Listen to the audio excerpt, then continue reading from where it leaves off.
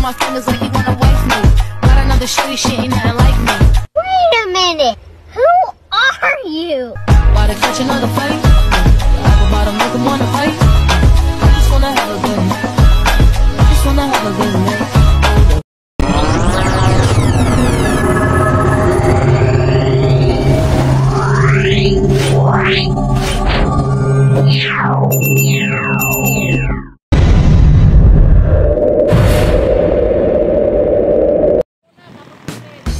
Hi guys! For today's video, ipapakita ko lang sa inyo ang kalsada na East-West Road mula dito sa Silang Cavite hanggang sa Indang. Kasi guys, the last time na nagpunta kami dyan, hindi pa siya konektado hanggang Indang. Meron pa siyang rough road. So ipapakita ko sa inyo ngayon guys kung gaano nakaganda ang East-West Road. So ayan yung nakita nyo kanina, yun yung premiere dito sa Silang. Tapos ngayon, papunta na tayo doon sa kanto paliko ng East-West Road. Shout out nga pala dito sa mga tropa nating mga bikers. Marami pala tayong kasabay guys ng mga bikers kasi ngayon ang first Cavite Cyclotourism Festival 2024. Ayan guys, galing na sila ng Cafe Agapita, pabalik na sila ngayon sa Indang, Cavite, sa Kabsu. So ito na guys, dito tayo liliko ngayon. So dire-diretso lang tayo. Ang labas natin dito, unang highway ang papuntang Amadeo. So mamaya ipapakita ko sa inyo. Ito ngayon, babaybayin natin tong kalsada na to, itong East-West Road, uncut. So, ang video natin mula dito umpisa hanggang dun sa pinakadulo. Tignan natin kung ilang minutes natin kukuhanin. Nakamotor ako guys, pero hindi ako ganun kabilis magpatakbo. Siguro average lang siguro ng 40, 45. Ganun lang siguro ang takbuhan ko. Time check guys, alas 9 ng umaga ngayon at Sabado. So, medyo traffic kasi maraming mga bisita galing sa iba't ibang lugar. So guys, kung pupunta kayo ng halimbawa Tagaytay or Nasugbu, kung ayaw nyo dito sa Aguinaldo Highway, pwede kayo dumaan dito, daan nyo papuntang Amadeo, or kung gusto nyo naman pinakadulo papuntang ang labas niya is Indang, so didiretsuhin nyo lang papuntang Mendez. Ang labas nyo rin Tagaytay, or kung gusto nyo mag-Nasugbu, pwede rin dito dumaan. Mas mabilis dito guys kasi walang traffic. Ang matraffic lang talaga guys, doon na sa taas doon na sa Tagaytay na portion or dito sa may Mendez kasi may ginagawang kalsada doon. Dito dati, nung ginagawa pa lang itong kalsada na to, dito rin kami nagbabike, dito rin kami dumadaan. Minsan nga may mga karera din dito Pero ngayon kasi open na siya sa public, marami na sasakyan na dumadaan dito. Pero kung yun na nga, kung gusto mo umiwas sa traffic, dito ka na dumaan. Mas magandang daanan dito kasi maluwag ang kalsada. Ilang lanes to? Siguro 4 or 6. Yun. Malawak ang kalsada at saka hindi pa ganun kadami ang mga sasakyan na dumadaan dito. Yun lang guys, kung magbabike ka rito, medyo mainit kasi wala masyadong mga puno na dahil sa widening. Pero sa mga gilid-gilid guys, meron na kasi mga nagbibenta dito ng buko, meron na rin mga kainan dito, may mga nagsusulputan ng mga establishments dito sa gilid-gilid. So ito kasi ngayon, galing tayo ng Cafe Agapita kasi sumama din tayo doon sa Cyclotourism Festival. So ngayon pabalik din kami ng Indang kasi meron pa kaming papanoorin doon na Odax.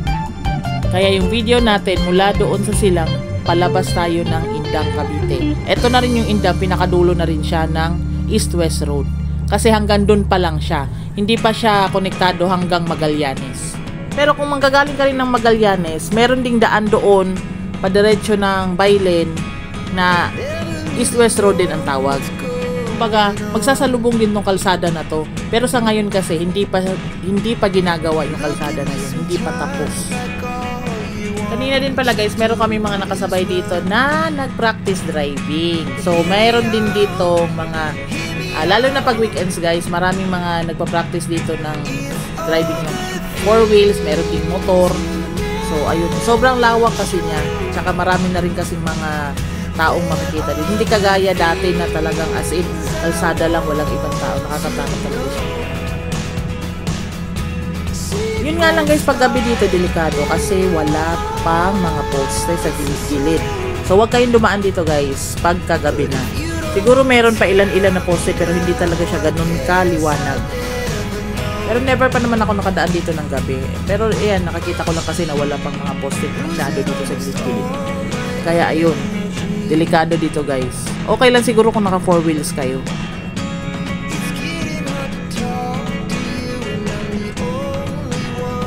Ang kalsada din dito guys, hindi siya patag lang.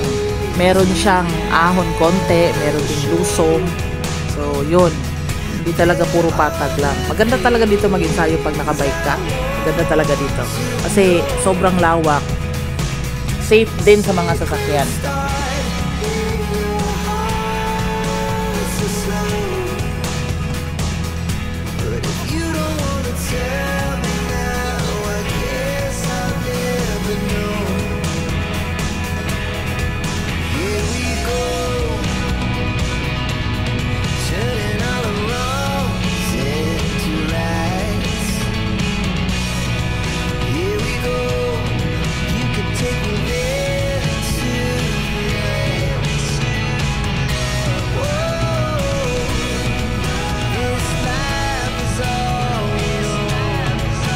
At ayun na nga, ito na nga tayo, nandito na tayo sa kanto. So, ito na yung papuntang Amadeo dito sa left side natin.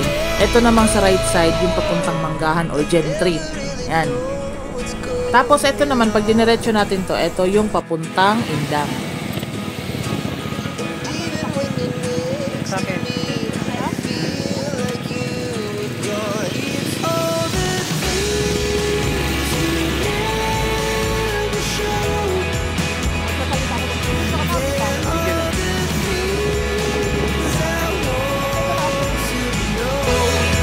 So, eto na guys, nandito na tayo sa dulo ng Silang Amadeo na bypass road. Ito papuntang Amadeo. Ito pag diniretso natin, ito yung papuntang Indang. Ito naman, pabalik ng Manggahan o Gentry. So, ayan. Ito yung dulo ng East-West Road. Paano lang to. Hindi pa to yung pinaka last niya. Tatawid pa tayo doon sa kabila. Papunta tayong Indang. Okay.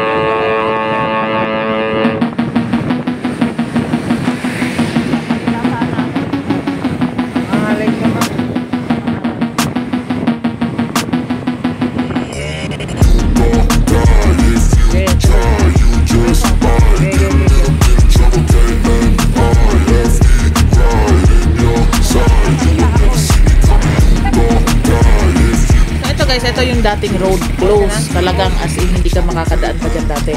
Ito naman sa right side, galing to ng Concho sa 13 Martires. Ito naman sa left side natin ay papunta to ng Amadeo. Yan yung sa Barangay Pangil. Sa left side natin. So ito talagang close yan dati. Pag diniretso na natin yan ngayon, makikita na natin tapos na yung mga ginagawang kalsada. Pero meron pa siyang ano, yung lalo na pagpalabas na parang may mga bakal-bakal pa siya doon na hindi pa talaga natatanggal. So ayan. Bali dito sa kanto, merong checkpoint. Ayan, pero hindi naman bawal dyan pumasok guys.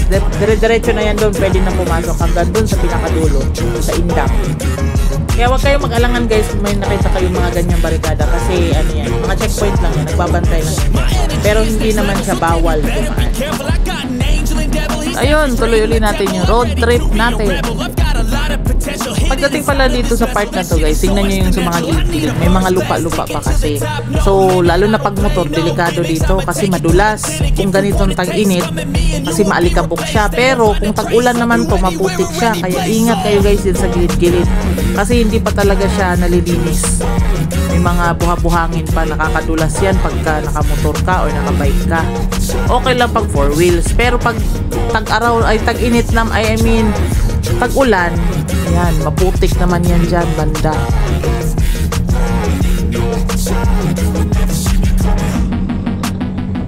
Again guys, hindi ko ina-advise na dumaan kayo dito pag gabi.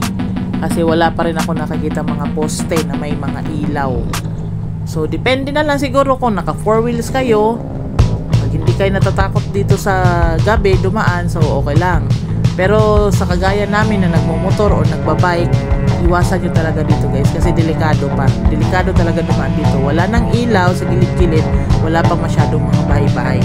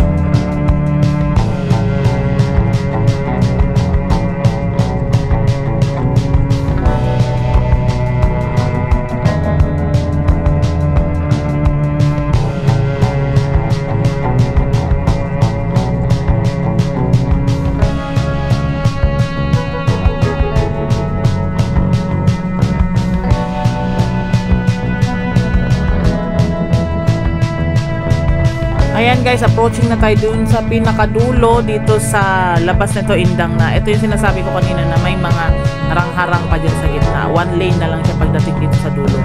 So ayan, hindi pa tinatanggal. So paglabas natin dyan, pagliko natin sa kanan, yan yung papuntang Indang Bayan. Kung dito naman sa kaliwa, papuntang Mindes. So, ito na guys. Nandito na tayo sa dulo ng East-West Road. Ito, ang labas natin dito. Ano na to? Paindang. Yan, galing tayo doon, no? Yan, galing tayo doon. Tapos, ang dulo, ito na yung dulo.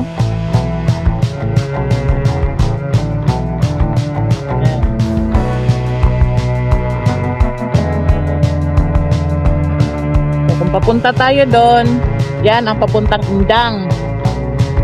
Kung dito naman tayo sa kabila, papuntang Mendez, Tagaytay. Yan, dyan ang daan. So kung gusto niyo mag-shortcut, pwede dyan dumaan.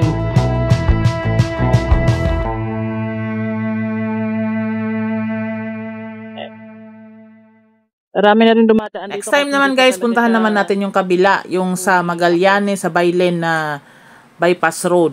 Tignan natin kung gaano kaganda rin yung kalsada nila doon.